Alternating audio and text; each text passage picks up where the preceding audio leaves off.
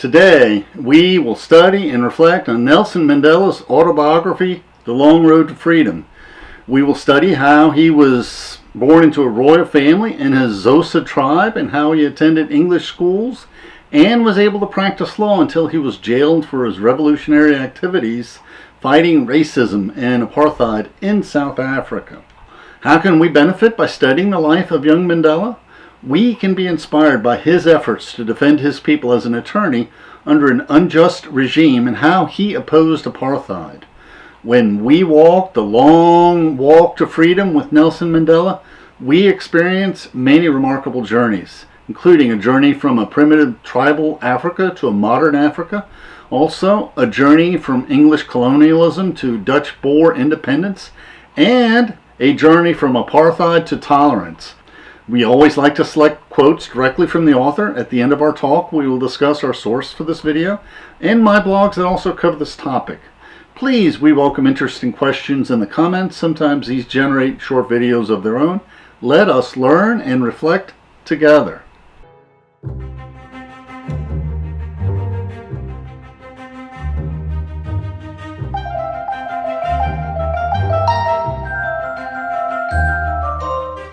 Nelson Mandela devoted his life to improving the lives of his people by fighting apartheid and hatefulness. Nelson Mandela was born into a ruling family of the Xhosa tribe in the village of Mvezo in Mthatha, province of South Africa, as World War I ended in 1918. His mother was the third of 4 wives, and each wife in her family lived in their own kraal or house. Nelson tells us the kraal was a homestead and usually included a simple fence and enclosure for animals, fields for growing crops, and one or more thatched huts. The kraals of my father's wives were separated by many miles and he commuted among them. Nelson tells us, I discovered the almost mystical attachment that the Xhosa have for cattle, not only as a source of food and health, but as a blessing from God and a source of happiness. It was in the fields that I learned how to knock birds out of the sky with a slingshot, to drink warm, sweet milk straight from the udder of a cow, to swim in the clear, cold streams, and to catch fish with twine and sharpened bits of wire. His family provided the prime ministers for the tribal kings. His father helped one king gain his position, which allowed his family relative prosperity. But early in his childhood, political misfortunes befell his father, casting him into more typical poverty. After the downfall of his father and his tribe, his mother was forced to move to the village of Kunu, which is situated in a narrow grassy valley crisscrossed by clear streams and overlooked by green hills. It consisted of no more than a few hundred people who lived in huts, which were beehive-shaped structures of mud walls, with a wooden pole in the center holding up a peaked grass roof. The floor is made of a crushed ant heap, the hard dome of excavated earth above an ant hill, and was kept smooth regularly with fresh cow dung. The smooth from the hearth escaped through the roof, and the only opening was a low doorway one had to stoop to walk through. Nelson reminisces, when I was 16, the regent decided that it was time that I become a man. In Xhosa tradition, there is only one way to make that transition, which is circumcision. In my tradition, an uncircumcised male cannot be heir to his father's wealth. He cannot marry or officiate in tribal rituals. An uncircumcised man is a contradiction in terms, for he is not considered a man at all, but a boy. There were about 30 boys his age in his tribe that underwent the week-long ceremony. They lived under the stars in grass huts in a secluded valley on the riverbank. The Xhosa circumcision ordeal was similar to warrior sweathouse rites of the American Indians. Before the British came, the Xhosa warriors often performed feats of bravery, perhaps raiding camps of their enemies, but those days were gone. So Nelson's group substituted mischief for bravery, stealing and barbecuing a pig from a nearby farmer. After the ceremony, there was a great tribal celebration with much feasting and singing and dancing, with women from the nearby villages eager to see who were these new men. Nelson describes the circumcision ceremony. At dawn, when the stars were still in the sky, we began our preparations. We were escorted to the river to bathe in its cold waters, a ritual that signified our purification before the ceremony. The ceremony was at midday, and we were commanded to stand in a row in a clearing some distance from the river where a crowd of parents and relatives, including the regent and a handful of chiefs and counselors, had gathered. We were clad only in our blankets, and as the ceremony began, with drums pounding, we were ordered to sit on a blanket on the ground with our legs spread out in front of us. I was tense and anxious, uncertain of how I would react when the critical moment would come. Flinching or crying out was a sign of weakness and stigmatized one's manhood. Circumcision is a trial of bravery and stoicism. No anesthetic is used. A man must suffer in silence. Going back to the broad history, the Dutch Boer settlers and then the English had conquered South Africa several generations before through several bloody wars. Although the Boers and English were heavily outnumbered by the natives, such as the Zulus and the Xhosa, defenders with guns usually were victorious over attackers with spears. In this painting of the 1838 Winnie Massacre, the Zulu warriors overwhelmed a Boer group of Voortrekkers or pioneers, brutally massacring all men, women, and children. But later on the Boers got their revenge. In the next painting, now the English are fighting the Anglo-Zulu War 2 decades later in 1879. In Mandela's youth, the English ruled the rural regions through their kings. Each king had to be approved by the colonial authorities before they assumed power, or what was left of their power. Rural society was a mix of these ancient tribal customs and the Christianity the English missionaries introduced. Nelson Mandela remembers, the missionaries' axiom was that to be a Christian was to be civilized, and that to be civilized was to be a Christian. His mother was also a Christian, and Nelson attended a one-room missionary school where he was given a new Christian name, Nelson. Mandela comments that his early life was governed both by his royal tribal heritage and the Christian church. What were Mandela's perceptions of the church in South Africa? Virtually all of the achievements of Africans seem to have come about through the missionary work of the church. The mission schools trained the clerks, the interpreters, the policemen, who at the time represented the height of African aspirations. The missionaries built and ran schools when the government was unwilling or unable to do so. The learning environment of the missionary schools, while often morally rigid, was far more open than the racist principles underlying government schools. Nelson tells us many details of life. How when he first went to school, his father cut off the adult length of his trousers to make them fit Nelson, and then he used twine to wrap them around. How he clumsily clogged in and nearly fell on his first day of high school because it was the first time he'd ever worn shoes in his life. How the headmaster of the school drove his majestic Ford with the V8 engine, the only automobile in the province. How the boys used to remove the planks of the floor of a school building to enjoy the honey from a bee colony that was underneath their feet. After he had been initiated into the warrior caste of the Xhosa tribe, Nelson Mandela was sent to the equivalent of the high school. Nelson Mandela rebelled at the end of his schooling, and Nelson, the future advisor to the king, and the future king, who was named Justice, both absconded to Johannesburg with travel documents they obtained claiming they were on an errand for the regent. They did not want to be forced in traditional marriages where the tribal chief chose which wife they would marry. Once there, they presented themselves to the chief African headman at the offices of Crown Mines, the main industry of Johannesburg. Nelson tells us there's nothing magical about a coal mine. Barren and pockmarked, all dirt and no trees, fenced in on all sides, a gold mine resembles a war-torn battlefield. The noise was harsh and never-ending. The rasp of shaft lifts, the jangling of power drills, the distant rumble of dynamite, the barked orders of the bosses. Everywhere I looked, I saw black men in dusty overalls looking bent and tired.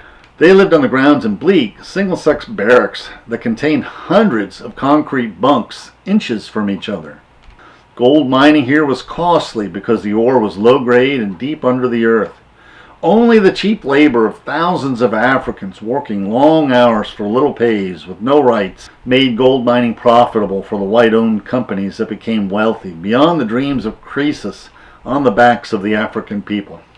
Soon the managers of the mine found that both he and his friend, the king, were runaways, so they were fired and never had to spend the long hours of daylight in the deep, dark bowels of the earth digging for rocks laced with specks of gold. Mandela was incredibly fortunate in both his timing of the trip and the breaks he got because of his bloodline. Mandela eventually was able to rent a room from a prosperous African landowner, prosperous only in comparison to other Africans, for the room was no more than a shack with a dirt floor, no heat, no electricity, no running water. But it was a place of my own, and I was happy to have it. He needed little closet space, as he only had one suit. Mandela was incredibly fortunate to find a liberal Jewish law firm who would allow a young, talented African to work as a clerk so he could become an attorney. Europe at the time was slogging through World War II. The door leading to a legal profession was cracked open, and Mandela was able to push his way through just in the nick of time. Nelson Mandela tells us, the firm of Witkin, Sadelsky, and Eidelman was one of the largest law firms in the city and handled business both from blacks and whites. In addition to studying law and passing certain exams, to qualify as an attorney in South Africa, you had to spend several years as an apprentice to a practicing lawyer, which is known as serving articles. To do this, Mandela had to finish his BA taking correspondence courses with the University of South Africa. Eventually he became a lawyer and started his own law firm. Life was hard, even with the advantages Mandela enjoyed that the average African would have envied. The salary the law firm paid him was so paltry he barely paid for the bus and food and candles. There were days he ate very little, and there were days he walked a long walk to work to save on bus fare. One of his bosses, Mr. Sadelsky, once warned him, "If you get into politics, your practice will suffer. You will get into trouble with the authorities. You will lose all your clients and you will go bankrupt. You will break up your family and you will end up in jail." This was a prophetic warning. Politics did get him into trouble. Politics would land him in jail. Politics robbed his family of their time together. Divorce was forced upon him in his first marriage. After the stress of constant police surveillance, his first wife became a Jehovah's Witness who would disavow all politics to evangelize for the kingdom. Nelson Mandela met his second wife, Winnie. She was in the movement, but during this marriage the authorities forbade him to meet with more than a few people at a time, which meant that he could not even attend his kids' birthday parties. They would divorce many decades later after he was released from prison. The years Nelson should have spent with his wife and children were instead years he had to spend in prison. And these were also years his wife and children endured constant harassment by the South African version of the Gestapo. Mandela became active in the ANC, or the African National Congress. He helped form the Youth Council, a younger and more radical branch of the ANC. He was part of a group that did not favor permitting whites to join the ANC. And since the Communist Party leaders were mostly white, the ANC kept the Communists at a distance, although many were members of both. The ANC supported a minor strike for higher wages and better working conditions, which was brutally suppressed by the government and the police. There was discrimination in South Africa against all races who weren't white.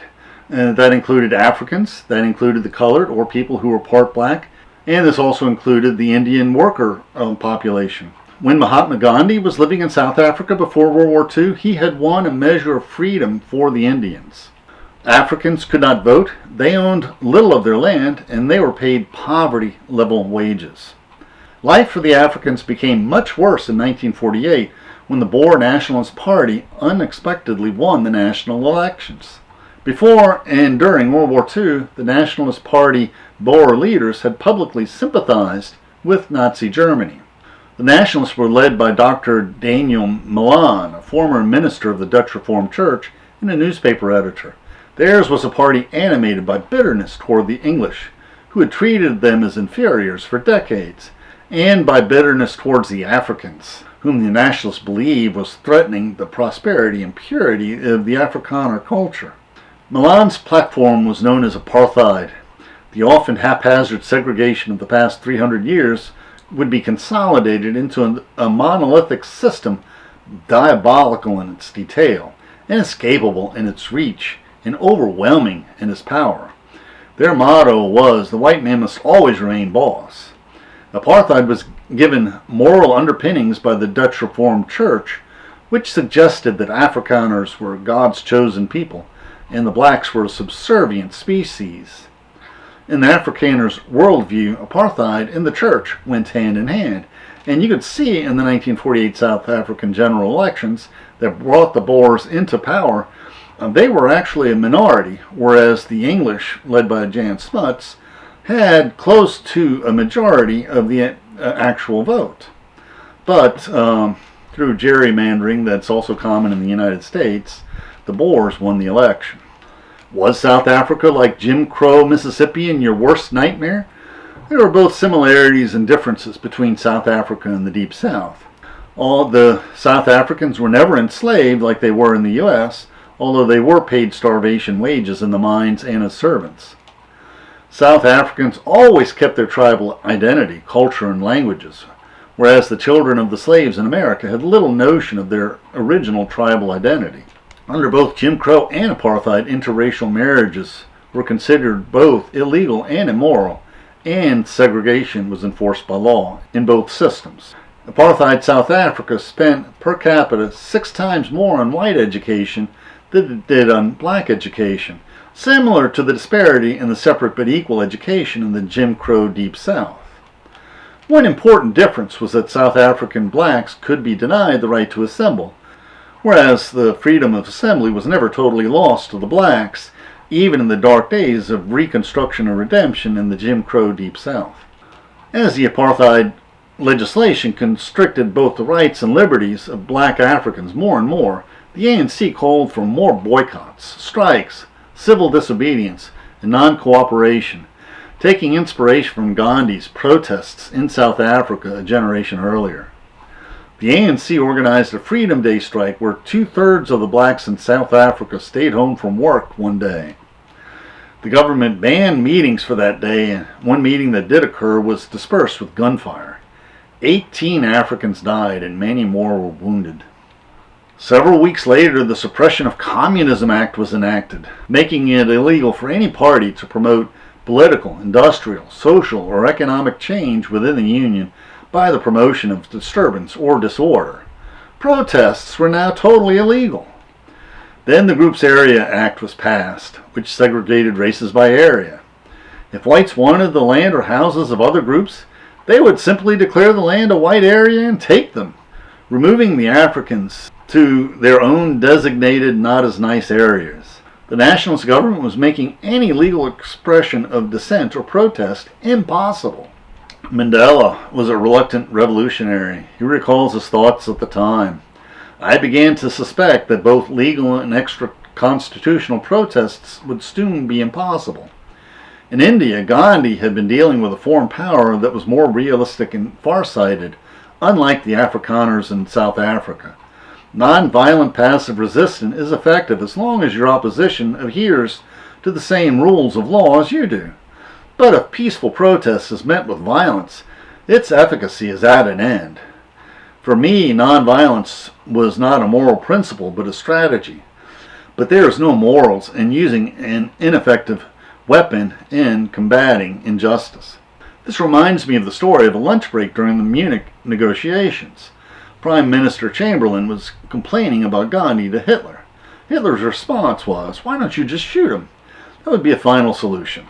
Now, Gandhi had lived in India as a young English lawyer, and like Mandela, fought the apartheid system that discriminated against blacks and people who were mixed race, including Indians. Apartheid both helped feed cases to Mandela's law practice, as many Africans suffered from the real legal consequences of discrimination and persecution, while at the same time apartheid robbed Africans of property and the means to fund a legal defense against the injustices they suffered. Long after Mandela was thrown in prison, Winnie would try to collect on some of these debts from his law practice so she could simply survive. The ANC was anticipating that the government would declare that it would be an illegal organization, just as it had declared that the membership in the Communist Party was illegal. There was more restrictive apartheid legislation. There were more protests. The Congress of People was organized. 3,000 delegates braved police intimidation to attend, and at that Congress a Freedom Charter was drafted, which was similar to the American Declaration of Independence and the French Rights of Man, requesting equal rights, equal dignity, equal opportunity, and equal voting rights for all races. The government did not like the Freedom Charter. An entire chapter in the autobiography that Nelson Mandela titles Treason tells us the dramatic story of how the government arrested Mandela and the other leaders of the ANC on the charge of treason. They were in prison for over a year while the pre-trial preparations and the trial itself wound itself out. Remarkably, the South African court found them innocent of the main charges of the indictment. That main charge was that the ANC was a communist organization seeking the violent overthrow of the apartheid regime. Nelson writes in the last paragraph in the treason chapter, the consequences of the government's humiliating defeat was that the state decided never to let it happen again. From that day forth, they would not rely on judges whom they had not themselves appointed. They were not going to observe what they considered the legal niceties that protected terrorists or permitted convicted prisoners certain rights in jail. During the treason trial, no prisoners were isolated, beaten, or tortured to elicit information. All these things became commonplace shortly thereafter. After he was released, Mandela went underground. He traveled around the country attending clandestine ANC meetings to plot resistance. The ANC decided to form a military wing called Mkhonto weSizwe, MK for short, in English, the Spear of the Nation. Mandela was placed in charge of the Spear of the Nation. The MK was not very well armed, nor did it have many soldiers. But Mandela knew perfectly well how to read books about armed struggles. If you can't shoot the enemy, you can darn sure throw a book at him, I suppose. Dr. Wikipedia notes that Mandela was also a member of the Communist Party at this time, some suggesting that he even rose to a leadership position. This makes historical sense since he would be soliciting funds for weapons from foreign countries. The ANC and the MK discussed their options. Open revolution was impractical. Terrorism was next. They did not want to start a blood feud between white and black. Guerrilla warfare was a possibility, but that was too violent, and you needed guerrillas. Sabotage was a much better starting option. You could blow up military installations, power plants, telephone stations, and transportation links when nobody was around. The government would be alarmed and embarrassed, nobody would be killed, maybe foreign investors would get jittery, maybe that would force the government to the bargaining table. They actually did blow up some power stations and government offices when nobody was there, taking the government by surprise, and surprising both white and black citizens. But the ANC needed weapons. Mandela took a trip out of the country to gain support and some arms and had some success. He visited Tanganyika, Ethiopia, Egypt, Morocco, Algeria, and some other places and got to fly over Victoria Falls. But in South Africa, Big Brother had been watching him. Soon after he returned to South Africa, he was picked up by the police. Mandela was tried and sentenced to 5 years in prison for inciting strikes and traveling outside the country without a passport. And now we'll discuss the source we used for this video. The Long Walk to Freedom is a captivating autobiography, both because it is an inspiring story of Nelson Mandela, who is the George Washington of South Africa, and because it is a fascinating history of a country in transition. There were many stories we did not tell in this short video that are fascinating to read. These include stories about his boyhood in his Xhosa tribe, his high school and college years, and his years that he spent becoming established in his law career, his various jobs, how he became a lawyer, how he overcame many challenges, and how as a lawyer he fought against the many injustices his client felt under the increasingly brutish apartheid system. We hear of how both he and his family suffered from police harassment when he joined the ANC to fight apartheid. And we did not cover the captivating story of his treason trial and the Rivonia trials, where he showed great courage, though many thought, himself included, that he could be executed.